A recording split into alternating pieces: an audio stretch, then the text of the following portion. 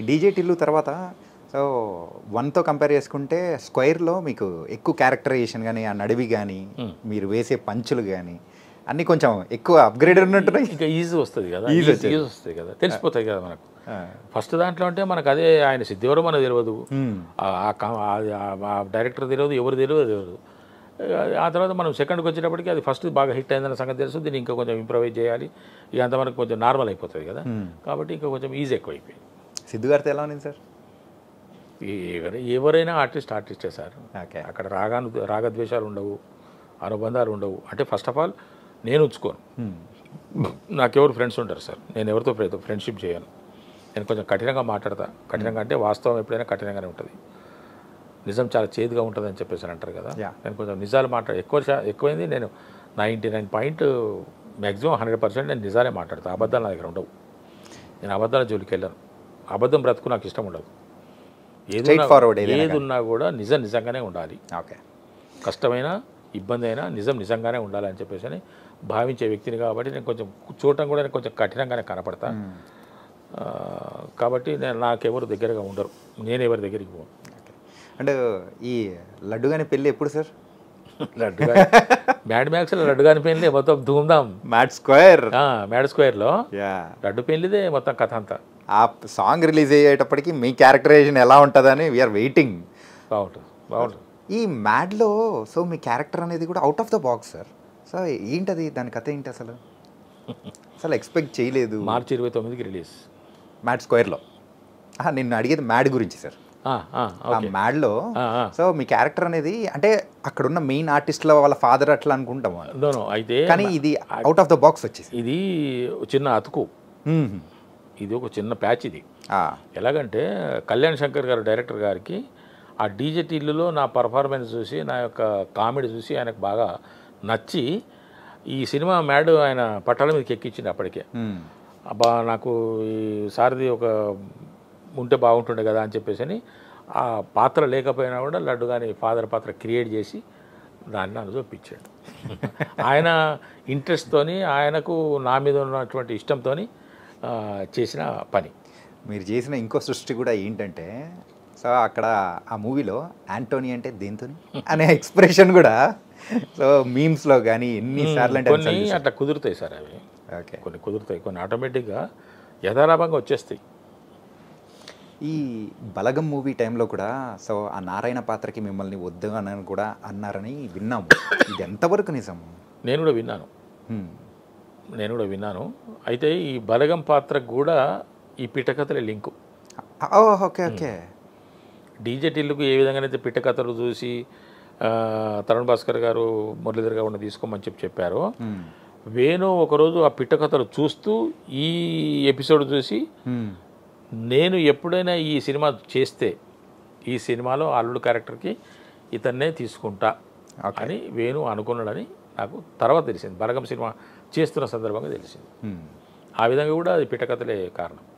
And ఈ బలగం మూవీలో కూడా ఆ బంధం అనుబంధం అనేది కూడా మీరు చేసిన సీరియల్ అనుబంధాలు కూడా వదలలేదేమో.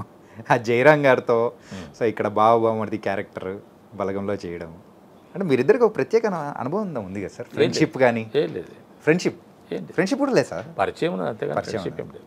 ఓకే. పరిచయం ఉన్నది, తిరుగుతుంటాం కదా ఆఫీసులన్నీ, 2-3 కలిస్తే తిరగటమే కదా ఆఫీసులకు, అందువల్ల ఆ పరిచయం ఉన్నది అంతే తప్ప ఫ్రెండ్షిప్ కానీ ఇంకా వేరే లేదు.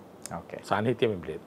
ఈ సందర్భంగా నేను సరే ఈ ఇంటర్వ్యూ మళ్ళీ మనం మర్చిపోతామేమో, నేను ఈ రోజున ఈ మాత్రం కొంచెం పేరు తెచ్చుకొని సినిమా రంగంలో మురళీధర్ గౌడ్ అనే ఒక నటుడు, ఒక బాలకృష్ణ గారితో చేయటము, ఒకడు వెంకటేష్ బాబు గారితో చేయటం అనేది నాకైతే గొప్ప విషయం, మరవలేని విషయం, మర్చిపోలేని విషయం. ఓకే.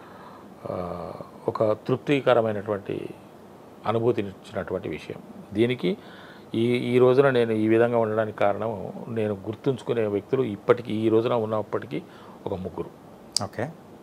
ఒకటి తరుణ్ భాస్కర్ గారు, ఆయన పునాది వేశారు. బలగం సినిమాలో వేణుకు ఎందుకో నా మీద నమ్మకం. అన్న మీరు ఎప్పటికీ అన్న ఈ సినిమా రిలీజ్ అయిన తర్వాత మీకు ఇంకా తిరుగుండదన్న, ఆరోగ్యం ఒకటి మీరు జాగ్రత్తగా చూసుకోండి, మీరు ఒక దశాబ్ద కాలం పాటు మీరు బిజీ ఆర్టిస్ట్గా ఉంటారు అని చెప్పేసి అని ఒక ఆశీపూర్వకమైనటువంటి అభినందన తెలిపి మనసులో ఉన్నటువంటి మాటను చెప్పి నువ్వు నాకు ఎప్పుడు కారులో కనపడాలన్నా నువ్వు అంటే మనం నడుచుకుంటూ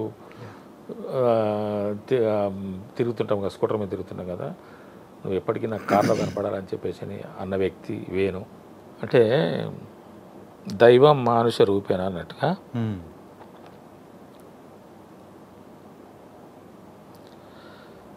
ఒక మనిషి ఎదుగుదలకు కొంతమంది కారణమవుతారు.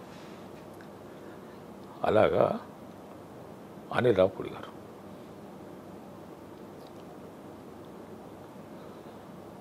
ఎందుకో కానీ అనిల్ గారి పేరు చెప్తున్న టైంలో కూడా ఎమోషనల్ అవుతున్నారు. అది ఎందుకో ఏంటో. అసలు మీ లైఫ్లో ముగ్గురు ఇంపార్టెంట్ అని చెప్పేసి ఆ ముగ్గురు గురించి చెప్పారు, కానీ అనిల్ రావుపూడి గారి పేరు వచ్చినప్పుడు మాత్రం చాలా ఎమోషనల్ అయిపోయారు. ఇప్పటికీ ఆ కంటి తడి అనేది కూడా ఉంది.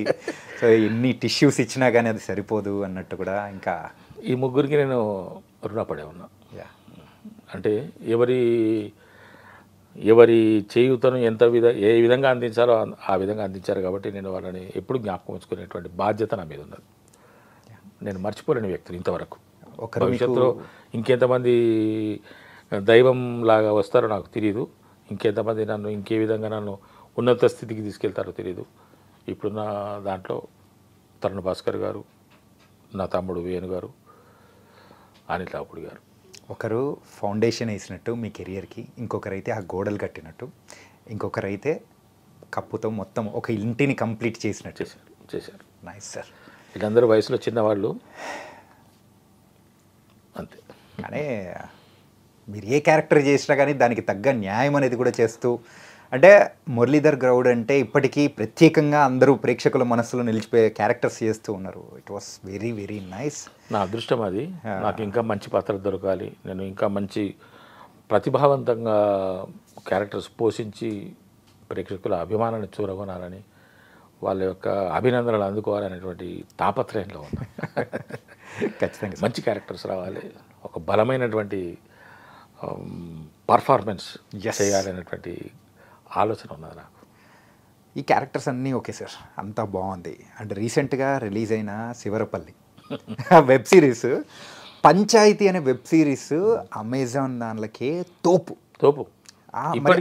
ఇప్పటికీ ఎవరైనా కానీ కదిలిచ్చినా కానీ శివరపల్లి అనేది మన తెలుగులో చేసి, సో మంచి అప్రిసియేషన్. ఆ సర్పంచ్ క్యారెక్టర్, పెద్ద సర్పంచ్ మిట్ట సుధాకర్ అద్దరు కొట్టేశారు రిజల్గా. అంటే చాలా మందికి కూడా డౌట్లు ఉంటాయి, ఈవెన్ వాళ్ళకు కూడా ఏమన్నా ఏంటంటే ఆ పంచాయత్ సిరీస్ అది కూడా ఈవెన్ రాగ్మయుడితో నేను ఇంటర్వ్యూ చేసేటప్పుడు కూడా అన్నాడు అదొక క్లాసిక్, దాన్ని టచ్ చేయాలన్నా కానీ ఒక నిమిషం భయం అనిపించింది. కానీ అండ్ దాని తర్వాత తమిళ్లో కూడా తీశారు.